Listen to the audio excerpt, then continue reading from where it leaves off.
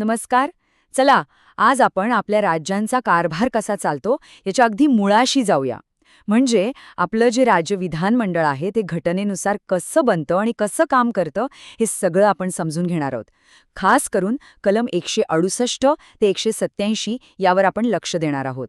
पण हे सगळं संविधान आणि कलम वगैरे सुरू करण्याआधी एक अगदी साधा पण महत्वाचा प्रश्न. आपल्या राज्यासाठी कायदे नक्की बनतात कसे? याच एका प्रश्नाभोवती आपलं आजचं सगळं बोलणं फिरणार आहे. चला तर मग या प्रश्नाचं उत्तर शोधायला सुरुवात करूया. तर मग हा प्रवास आपण 4 भागांमध्ये करणार आहोत. सगळ्यात आधी आपण विधानमंडळाची रचना पाहू. मग विधानसभा आणि विधान परिषद या 2 सभागृहांबद्दल जाणून घेऊ. त्यानंतर त्यांचं कामकाज कसं चालतं हे समजून घेऊ. आणि शेवटी या सभागृहांना चालवणारे अधिकारी कोण असतात यावर नजर टाकू. चला तर मग थेट पहिल्या मुद्द्याला हात घालूया, विधानमंडळाची रचना. हा आपल्या राज्याच्या कारभाराचा म्हणायला गेलं तर मूळ आराखडा आहे आणि याची माहिती आपल्याला कलम 168 आणि 169 मध्ये मिळते.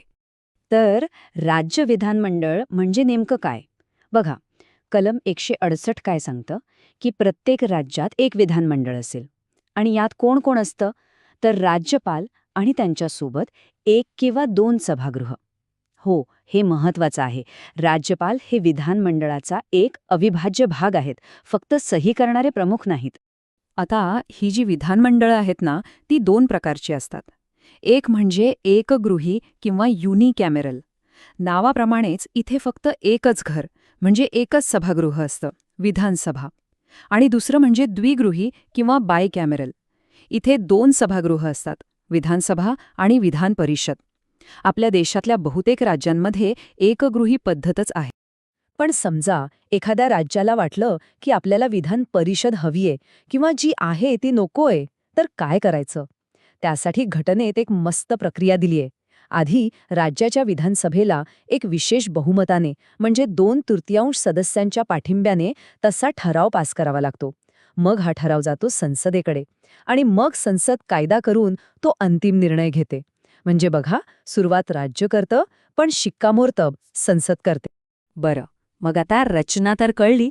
आता वळूया या सभागृहांकडे, म्हणजे विधानसभा आणि विधान परिषद. यात कोण लोक असतात, ते कसे निवडले जातात, चला बघूया. सगळ्यात आधी बोलूया विधानसभेबद्दल. याला आपण लोअर हाऊस किंवा कनिष्ठ सभागृह असं म्हणतो. का? कारण हे आहे लोकांचं घर. म्हणजेच इथले सदस्य, आपले आमदार हे थेट आपल्यासारख्या सामान्य मतदारांकडून निवडून आलेले असतात. त्यांचं प्रतिनिधित्व थेट असतं. आता विधानसभेबद्दल काही फॅक्ट्स पाहूया. तर ह्यात कमीत कमी 60 आणि जास्तीत जास्त 500 सदस्य असू शकतात. निवडणूक जसं आपण बोललो थेट मतदानाने होते. टर्म किती? तर 5 वर्षांची. आणि आमदार व्हायचं असेल तर कमीत कमी वय 25 वर्ष पूर्ण असावं लागतं. आता येऊया विधान परिषदेकडे. याला अप्पर हाऊस किंवा वरिष्ठ सभागृह म्हणतात. विधानसभेच्या अगदी उलट हे एक स्थायी म्हणजे परमनंट सभागृह आहे. ते कधीही बरखास्त होत नाही. आणि गंमत म्हणजे हे थेट लोकांचं प्रतिनिधित्व करत नाही, तर यात शिक्षक, पदवीधर, स्थानिक स्वराज्य संस्थांचे प्रतिनिधी असे वेगवेगळ्या क्षेत्रांतले तज्ज्ञ लोक असतात. विधान परिषदेचे नियमही थोडे वेगळे आहेत. इथे सदस्यांची संख्या विधानसभेच्या 1/3 पेक्षा जास्त नसते. निवडणूक अप्रत्यक्ष असते आणि काही सदस्य तर राज्यपाल थेट नॉमिनेट करतात. आता सगळ्यात इंटरेस्टिंग भाग, हे सभागृह परमनंट आहे, पण सदस्यांचा कार्यकाळ 6 वर्षांचा असतो. आणि दर 2 वर्षांनी 1/3 सदस्य निवृत्त होतात आणि तेवढेच नवीन सदस्य येतात. म्हणजे सभागृह सतत चालू राहतं. आणि हो, इथे सदस्य होण्यासाठी वय मात्र 30 वर्ष लागतं. चला, एका नजरेत बघूया दोन्हीतला फरक. विधानसभा 5 वर्षांची टर्म, वय 25, थेट निवडणूक. विधान परिषद स्थायी सभागृह, वय 30, अप्रत्यक्ष निवडणूक. पण खरा खेळ आहे पॉवरचा. विधानसभा जास्त शक्तिशाली आहे कारण ती लोकांचं थेट प्रतिनिधित्व करते. आणि सगळ्यात महत्त्वाचं, पैशांशी संबंधित म्हणजे मनी बिल्सच्या बाबतीत विधानसभेचाच शब्द अंतिम मानला जातो. बरं, तर सभागृह तयार झाली, सदस्यही आले. पण आता आतमध्ये काम कसं चालतं? म्हणजे अधिवेशनं कशी भरतात, कोण बोलतं, कोणाला काय विशेष अधिकार आहेत, हे सगळं आता पाहूया. तर सगळं कामकाज चालतं ते अधिवेशनांमध्ये. अधिवेशन म्हणजे काय? सोप्या भाषेत सांगायचं तर एक प्रकारची मीटिंग जी राज्यपाल बोलावतात. आणि घटनेने एक कडक नियम घालून दिला आहे. 2 अधिवेशनांमध्ये 6 महिन्यांपेक्षा जास्त गॅप असता कामा नये. म्हणजे वर्षातून किमान 2दा तरी सभागृहाने भेटायलाच हवं. या कामकाजामध्ये राज्यपालांची भूमिका खूपच महत्वाची असते. बघा, तेच अधिवेशन बोलावतात, तेच अधिवेशन स्थगित करतात आणि गरज पडली तर ते विधानसभा बरखास्त सुद्धा करू शकतात. एवढंच नाही तर प्रत्येक अधिवेशनाच्या सुरुवातीला सरकार काय काम करणार आहे हे सांगणारं भाषणही राज्यपालच देतात. आता एक इंटरेस्टिंग प्रश्न. सभागृहात फक्त निवडून आलेले सदस्यच बोलू शकतात का? की बाहेरची व्यक्ती पण येऊन बोलू शकते? काय वाटतं? याचं उत्तर हो असं आहे. घटनेच्या कलम 177 नुसार एक विशेष अधिकार दिलेला आहे. कोणाला? तर राज्याचे मंत्री आणि राज्याचे महाधिवक्ता म्हणजे ॲडव्होकेट जनरल यांना. जरी ते त्या सभागृहाचे सदस्य नसले तरीही ते दोन्ही सभागृहांमध्ये जाऊन बोलू शकतात, चर्चेत भाग घेऊ शकतात. पण इथे एक ट्विस्ट आहे.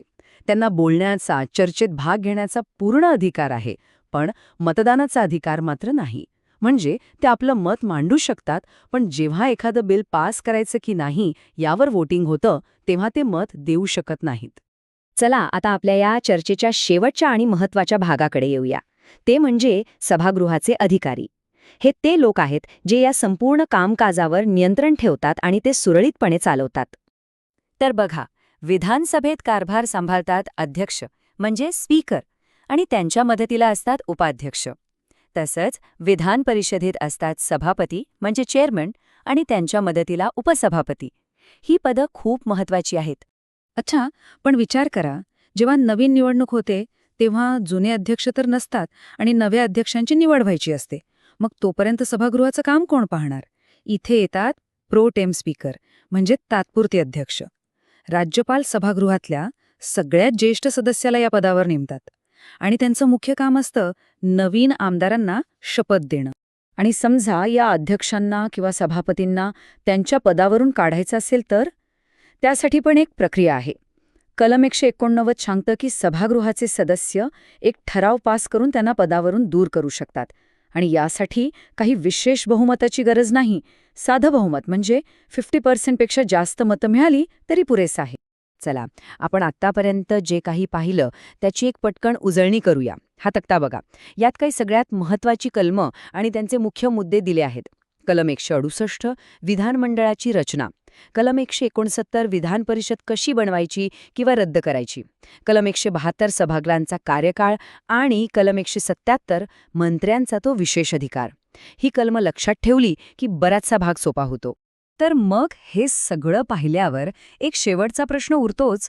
एका बाजूला आहे विधान परिषद, अनुभवी तज्ज्ञ लोकांचं स्थायी सभागृह, आणि दुसऱ्या बाजूला आहे विधानसभा, लोकांच्या मताने निवडून आलेली ताकदीची आणि ऊर्जेची खाण. मग जेव्हा राज्यासाठी कायदे बनवण्याची वेळ येते तेव्हा या दोघांपैकी खरा बॉस कोण? खरी सत्ता कोणाच्या हातात असते? विचार करायला लावणारा प्रश्न आहे, नाही का?